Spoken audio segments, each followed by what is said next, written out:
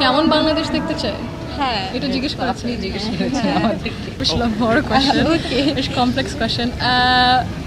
প্রথম জিনিসটা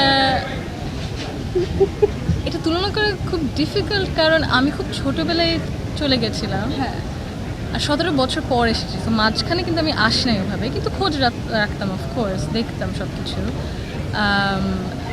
মেইন জিনিসটা হচ্ছে যে আপনাদের মতো এত মানে কি বলবো, মানে very energetic, inspirational, very brilliant এই যে এই তরুণরা যারা আছেন, এটা নতুন পার্সোনালি আমি নতুনভাবে দেখছি। কারণ খবরেও যখন টিভিতে দেখি, নাহলে খবরের কাগজ খুলে দেখি, আপনাদের মতো ওরকম মানে মানুষটাকে হাইলাইট করা হয় না। It's very much sort of যেন হয়তো বা একটু অফ এ সার্টেন এজ, আমাদের মা বাবার বয়সী, কিন্তু আপনাদের মধ্যে যে এত মানে আইডিয়াস আছে, এনার্জি আছে, এত কিছু করার মানে ইচ্ছা আছে।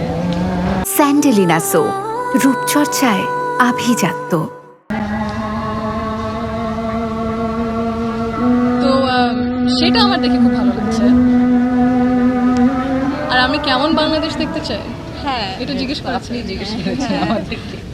আমরা হচ্ছে যেহেতু Open প্রায় সেম discussion. জেনারেশনের না, তো হচ্ছে চাচ্ছি যে আপুর দিক থেকে আপু কিরকম চাচ্ছে।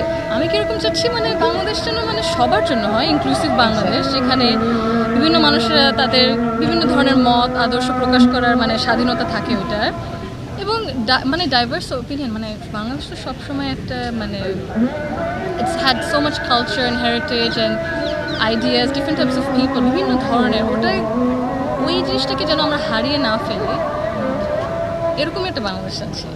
I don't think it's too hard, but এটা এখানে আপু ইফ ইউ ডোন্ট মাইন্ড একটা ফ্যাক্ট আছে, সেটা হচ্ছে যেমন আপনি একটু আগে বললেন যে আমাদের মতো ইয়াং যারা আছে তাদেরকে আপনি কখনো হাইলাইট হতে দেখেন। এখানে সবচেয়ে বড় ফ্যাক্টটা হয় হচ্ছে কি যে আপনি পলিটিক্যাল আর non political. Of course, yes, that's very true, very true. এইখান থেকে আসলে আমাদের গ্যাপটা তাহলে মানে আপনি এটা বলতে চাচ্ছেন, হয়তো বা যদি আমি পলিটিক্যাল সাইডটা বেশি দেখে এসেছি,